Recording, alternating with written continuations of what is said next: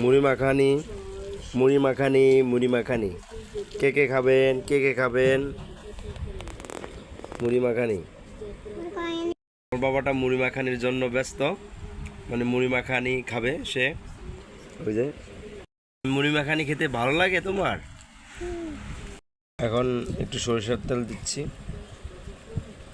ওকে, মাখবো সুন্দর করে, কারণ এই বুট মুড়ির সাথে অন্যতম ভালো কাজ করে যেটা হলো সরিষার তেল। যাই হোক, আমাদের এখন মাখা শেষ। মুড়ি আসছে, মুড়ি দিতেছি। হ্যাঁ দাও, সবগুলো দেন।